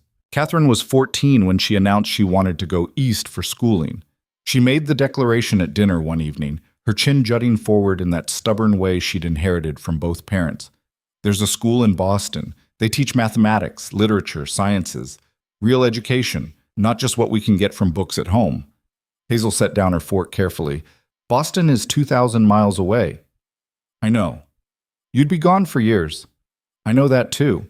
Silas, who'd been quiet until now, asked, "Why?" Catherine looked at her father, and some of the defiance in her posture softened. "Because I want to know more than this valley. I want to understand how things work beyond cattle and horses. I want—" She struggled for words. "I want to see what else is out there." Hazel felt something tight in her chest. She'd always known Catherine was different, restless in a way that ranch life couldn't fully satisfy. But knowing it and facing it were two different things. "What about the ranch?" she asked. "I thought you'd want to run it someday." "I do. But not like you and Papa did. I want to bring new ideas back, better breeding techniques, modern accounting methods, maybe even machinery if it makes sense." Catherine leaned forward, her eyes bright. "The frontier's changing. In 10 years, 20, it won't be the same. We need to be ready." Silas and Hazel exchanged a long look across the table. In it was all the unspoken communication of 2 decades together, the recognition that their daughter was right, the fear of letting her go, the pride in who she'd become. "We'll think about it," Silas said finally. "That means yes," Catherine said, grinning. "That means we'll think about it." But they both knew she was right. A month later, after countless discussions and one particularly heated argument about whether 14 was too young to travel alone, they agreed. Catherine would go east in the fall, stay with a distant cousin of Hazel's, and attend school. The day she left was harder than Hazel had anticipated. She stood in the yard watching Catherine load her trunk into the wagon that would take her to the train station and felt like something vital was being torn away. "I'll write every week," Catherine promised, hugging her mother fiercely. "You better. And I'll come back for summers." "You better do that too." Catherine pulled back, and Hazel was startled to see tears in her daughter's eyes. "I'm scared, Mama." "I know, baby, but you're also brave. Braver than I was at your age." "That's not true." "It is. I ran from things that scared me. You run toward them." Hazel touched her daughter's face. "That's going to serve you well." After Catherine left, the ranch felt quieter. Thomas, now 12, stepped up to help more with the work, his quiet competence filling some of the gap his sister had left. Alice, at 8, was too young to understand the full weight of her sister's absence, but felt it nonetheless, asking repeatedly when Catherine would be home. The letters came regularly, full of descriptions of city life that seemed impossibly foreign. Catherine wrote about buildings so tall they blocked the sun, streets packed with people, libraries that held thousands of books. She wrote about her classes, her teachers, the other students who came from all over the country. "She sounds happy," Silas said one evening, reading the latest letter aloud. "She does," Hazel agreed, but there was something bittersweet in it, the knowledge that their daughter was building a life they'd never fully be part of. The following spring brought drought. It started gradually, a dry March, a drier April, then intensified until the lack of rain became a crisis. Streams that usually ran year-round dried to dusty beds. Grass withered. Water holes evaporated. Hazel and Silas watched their carefully built operations strain under conditions neither could control. "We need to reduce the herd," Silas said in late May, after another week without rain. "By how much?" "A third, maybe more. We don't have the water or feed to sustain current numbers." Hazel did the math in her head, calculating losses against future recovery. "That'll set us back years." "Not selling will set us back further. Dead cattle are worth nothing." He was right, which didn't make the decision easier. They spent 3 brutal weeks selling off stock at depressed prices, watching years of careful breeding go to other ranches. The money they made barely covered their operating costs. Other ranchers weren't as cautious.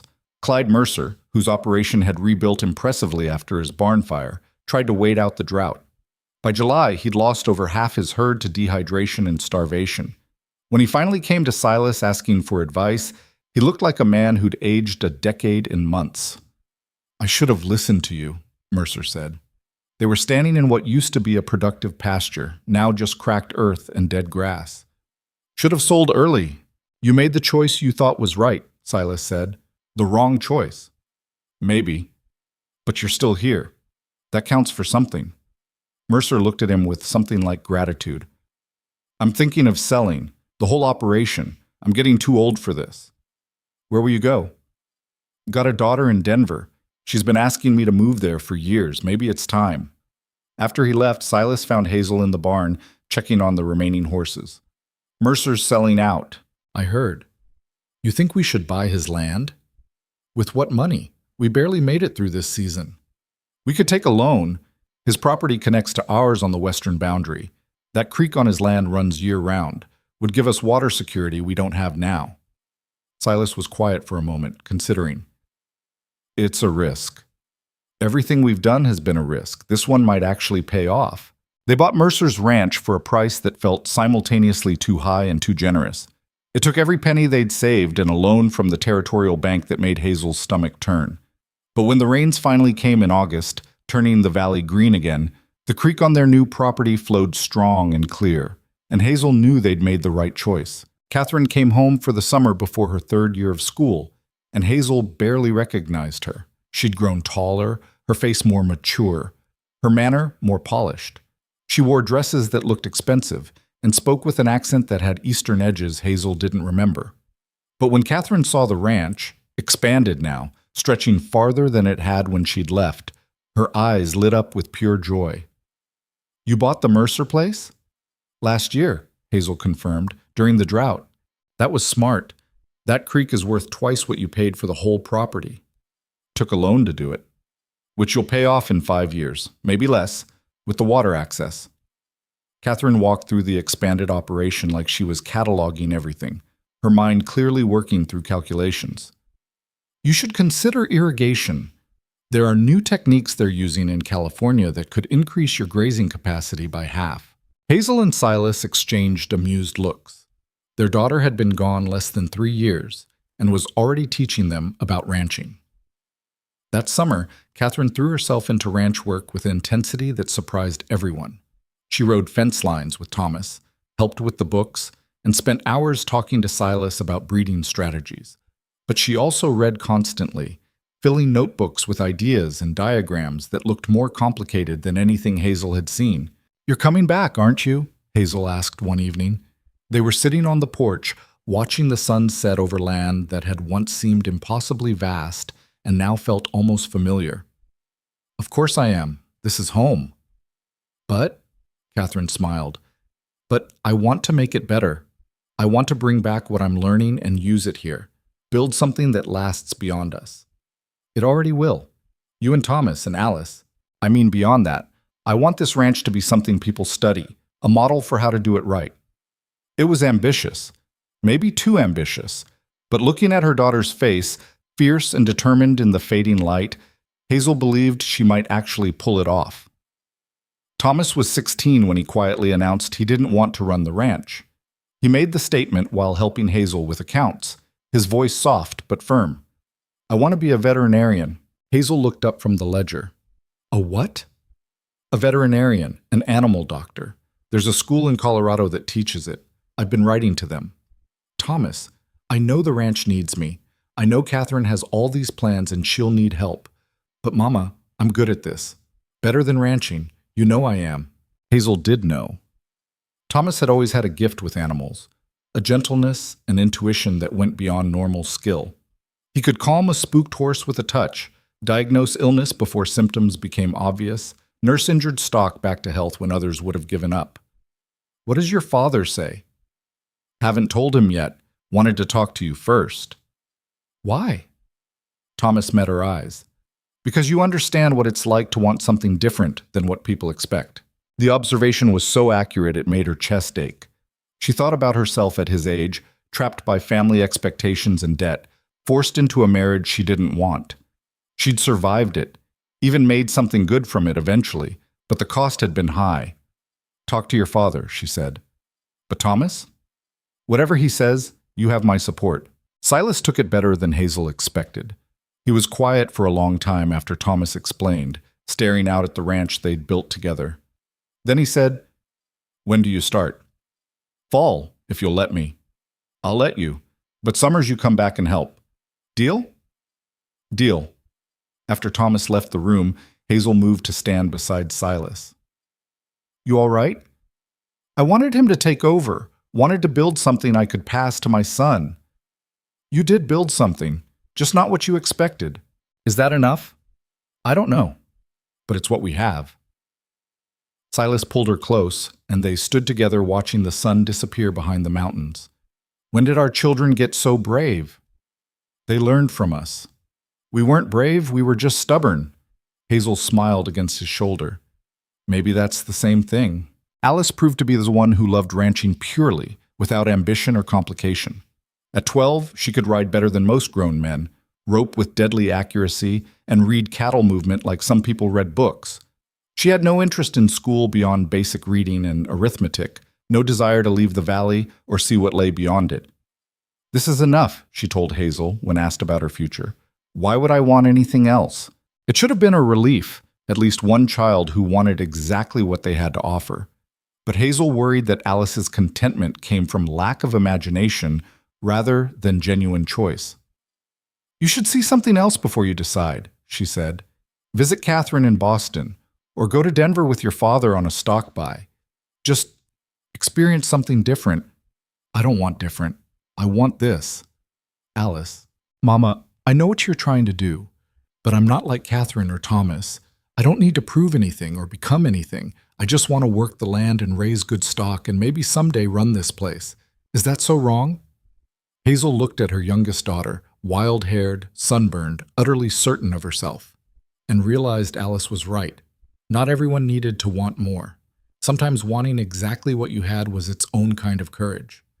"No, baby, that's not wrong at all." The years continued their steady march. Catherine graduated and returned home with a degree in agricultural sciences and a head full of innovations. She implemented rotational grazing, improved water management, introduced new breeding stock.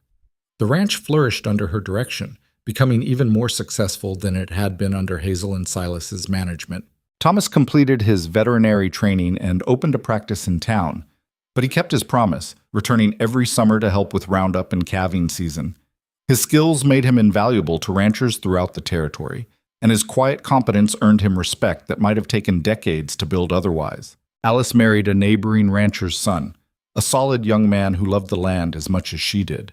They built a house on the eastern section of the property and started their own small herd, with plans to eventually take over the whole operation when Hazel and Silas were ready to step back. Hazel was 62 when Silas had his first heart episode. It happened during spring roundup. He was helping move cattle when he suddenly went pale and sat down hard in the dirt. By the time they got him back to the house, he was breathing better, but the fear in his eyes told Hazel everything she needed to know. The doctor from town confirmed it. Silas's heart was failing. Not immediately, not catastrophically, but steadily. He had years left, probably, if he was careful, but the hard physical labor that had defined his life was over. "I'm not an invalid," Silas said after the doctor left. "No one said you were."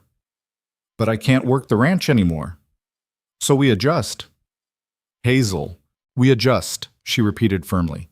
"Catherine and Alice can handle the heavy work. You can manage from here, make decisions, oversee operations. You don't have to be in the saddle to run a ranch." "That's not who I am." "Then figure out who you are now, because I'm not losing you to stubbornness." It was hard for him, harder than Hazel had anticipated. Silas had built his identity around physical capability, and watching that capability diminish felt like losing himself piece by piece. He grew frustrated, then bitter, then withdrew into a silence that worried Hazel more than his anger had. It was Catherine who finally broke through. She came to dinner one evening with a stack of papers and spread them on the table in front of her father. "I need your help," she said. Silas looked up, suspicious. "With what?" "Expansion plans. I'm thinking of buying the Patterson place to the north, but the finances are complicated and I can't work out if it makes sense long term. Ask your mother. She's better with numbers. I need someone who understands stock movement and seasonal grazing patterns. Someone who can see 3 years ahead and know if we'll have the water and feed to support the increase. She met his eyes. I need you, Papa. It wasn't charity. Catherine genuinely did need help, and over the following weeks, Hazel watched her husband come back to life through the work of planning and strategizing. His body might be failing, but his mind was sharp as ever, and Catherine was smart enough to use it. They bought the Patterson place. Then the Morrison spread 2 years later. By the time Hazel was 65, the Whitmore Boone Ranch covered over 15,000 acres and employed 20 hands. It was one of the largest operations in Wyoming territory, and its reputation extended far beyond the valley. But size and success couldn't protect them from loss. Ben died in his sleep at 73, having worked for Hazel longer than some marriages lasted. The funeral was well attended, and Hazel wept openly at the grave, mourning the loss of the man who'd stood beside her through every major decision of her adult life. He was a good man, Silas said, his arm around her shoulders. He was. Better than I deserved. That's not true, isn't it? I was so hard on him sometimes, so focused on the work that I forgot to tell him how much he mattered. He knew. Trust me, he knew. Mrs. Fletcher died the following winter, and Hazel attended the funeral despite their complicated history. Standing at the graveside, she remembered all their confrontations, all the judgment and disapproval. But she also remembered the night before her wedding, when Mrs. Fletcher had been among the women who came to help, her contributions as genuine as anyone's. People were complicated. They could be cruel and kind, judgmental and generous, often in the same afternoon. Hazel had learned that the hard way, and standing there in the cold, she made peace with it. Clyde Mercer outlived them all, dying at 81 in his daughter's house in Denver. He'd written to Hazel occasionally over the years, short letters full of questions about the ranch and reminiscences about the old days. When news of his death reached her, Hazel felt genuine sorrow. He wasn't a bad man, she told Silas, just a desperate one. Most of us are, at some point. I suppose that's true. They were sitting on their porch, the same porch where they'd stood on Catherine's 10th birthday, where Silas had proposed, where they'd weathered countless sunsets and storms. Silas's hair was completely white now, and his hand shook slightly when he lifted his coffee cup, but his eyes were still the same clear blue that had stopped her heart in a corral over 30 years ago. Do you think we did it right? Hazel asked. Did what right? All of it. The ranch, the kids, this life. Silas considered the question seriously, the way he considered everything. I think we did it honestly. That's not the same as right, maybe, but it's something. The kids turned out well. They did, despite us probably. Hazel laughed. We weren't that bad. We were stubborn and hard-headed and fought about everything. But we loved them. And each other. That has to count for something. It counts for everything. Catherine was 42 when she took over the ranch completely, with Alice as her partner and Thomas providing veterinary support. Hazel and Silas officially retired, though they still lived on the property in a smaller house Alice's husband had built for them. It overlooked the valley, with a view that never got old. Grandchildren came. Catherine's 2, Alice's 4, eventually Thomas's 3, when he finally married a teacher from town. The ranch became a family operation in the truest sense, with the next generation already learning the work, already building on what had come before. Hazel was 73 when Silas's heart finally gave out. He died peacefully, in bed beside her, on a quiet autumn morning when the light was golden and the air smelled like hay and distant smoke from someone burning fields. She held his hand and felt him go, felt the moment when his breathing just stopped, and the silence that followed was the loudest thing she'd ever heard. The funeral was enormous. People came from across the territory, ranchers whose operations Silas had helped build, younger men he'd mentored, families who'd bought stock from him over the years. Catherine delivered the eulogy with a steady voice, talking about her father's integrity, his quiet strength, his unwavering commitment to doing things right rather than easy. Hazel sat in the front row, flanked by her children, and felt hollow. She'd known this was coming, had prepared for it as much as anyone could prepare for losing the person who'd defined half their life. But preparation didn't make it hurt less. The days after were strange. The house felt too quiet, the bed too empty. She kept expecting to hear his footsteps, His voice, the sound of him moving through rooms they'd shared for decades. Alice wanted her to move in with them, but Hazel refused. "I need to sit with this," she explained. "Need to figure out who I am without him." "You're still you, Mama." "Maybe, but I need to find that out for myself." She spent long hours on the porch, watching the ranch operate without her, watching Catherine make decisions with the confidence Hazel recognized from her own younger self, watching Alice work with the kind of pure joy that came from doing exactly what you were meant to do, watching the grandchildren grow into themselves, each one different, each one carrying pieces of the family forward in their own way. One evening, as the sun set over mountains that had witnessed everything, her arrival, her struggles, her victories, her losses, Catherine came to sit beside her. "You doing okay?" "I miss him." "I know." They sat in comfortable silence for a while. Then Catherine said, "I've been thinking about what Papa said once, about doing things honestly instead of right. What about it?" "I think he had it backwards. I think honest is right. Maybe the only kind of right that matters." Hazel looked at her daughter, this brilliant, capable woman who'd taken everything they'd built and made it better. "When did you get so wise?" "I learned from the best." After Catherine left, Hazel stayed on the porch until full dark. She thought about everything that had brought her here, the desperate choices, the unexpected reunions, the hard work and harder decisions, the love found and lost and found again, the children raised, the life built from nothing but stubbornness and hope, and two people who'd refused to give up on each other. It hadn't been perfect. There had been fights and failures and moments of crushing doubt. There had been grief that felt insurmountable and fear that threatened to break her. But there had also been joy, so much joy, the kind that came from watching your children become themselves, the kind that lived in quiet mornings and shared work and the simple fact of another person choosing you every day for decades. Hazel was 79 when she died, peacefully in her sleep, in the house overlooking the valley. Catherine found her in the morning, her face peaceful, one hand stretched out across the bed toward where Silas used to sleep. The funeral was smaller than Silas's, but no less meaningful. Her children spoke. Her grandchildren stood at the grave. And when they lowered her into the ground beside Silas, the sun broke through clouds that had threatened rain all morning, bathing the cemetery in light. The ranch continued. It always had, it always would. Catherine ran it with Alice until age forced them to step back. Then Alice's oldest son took over, bringing new ideas while honoring old traditions. The land endured. The stock thrived. The family grew. And on quiet evenings, when the light slanted golden across the valley and the wind carried the smell of grass and distant rain, people swore they could feel something in the air. Not ghosts exactly, but a presence. A sense of all the lives that had been lived here, all the choices that had been made, all the love that had been poured into turning wilderness into home. The Whitmore Boone Ranch stood as testament to a simple truth, that two people who'd lost each other could find their way back. That love didn't have to be perfect to be real. That stubbornness and hope, combined in the right proportions, could build something that lasted not just years but generations. That sometimes the greatest courage wasn't in grand gestures but in the quiet decision to keep going, to trust, to build, to love again, even after loss proved how much loving could cost. Hazel and Silas had learned that lesson the hard way, paid for it in years of separation and pain.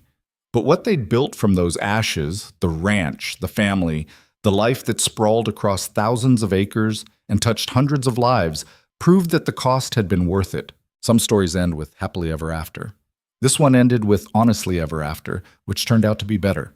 Because happiness came and went, shifted with circumstances, depended on things beyond anyone's control. But honesty endured. It built foundations that weather couldn't shake. It created connections that death couldn't sever. Under the endless Wyoming sky, where the land met the mountains and the wind never stopped blowing, that truth lived on. Not in words or memories, but in the work itself. In cattle that grazed on grass their great-great-grandparents had eaten. In children who learned to rope and ride on the same land where their ancestors had struggled and survived. In a family that understood, bone deep, that love wasn't something you found once and kept forever unchanged. Love was something you chose, again and again, through drought and loss and all the ordinary hardships that tried to break you. You chose it when it was hard. You chose it when it hurt. You chose it even knowing it would end someday, because the alternative, living without it, was worse than any pain it could cause. Hazel and Silas had chosen each other twice. Once, when they were young and foolish and thought love would be enough. And again, when they were older and wiser and knew it wouldn't be, but chose anyway, built anyway, loved anyway. And in the end, that was the only story that mattered, not the one about survival or success or building an empire from nothing, but the one about two people who refused to let distance or time or their own mistakes destroy what they'd found together, who stood side by side and faced whatever came, who loved imperfectly but honestly, and discovered that honest love, however flawed, was strong enough to last. The Wyoming wind carried that story forward, whispered it through pine trees and across frozen creeks, embedded it in the soil itself. And long after the people were gone, the land remembered. The ranch remembered. Love, it turned out, was the most permanent thing anyone could build. Everything else, the houses, the fences, the careful records of breeding and profit, those were just scaffolding. The real foundation, the thing that held it all together, was the choice two people made to keep choosing each other. Every morning, every hardship, every year that passed. That was the legacy. Not land or money or reputation, but the proof that love could survive anything if you were stubborn enough to fight for it. If you were brave enough to be honest. If you were wise enough to know that perfect wasn't the goal, lasting was. Under the stars that had watched it all unfold, the ranch stood solid and permanent, a monument to that truth. And somewhere in the wind, if you listened carefully, you could almost hear it. The echo of two voices, weathered and worn but still strong, still certain, still together. Still choosing each other, still building, still loving, still enough.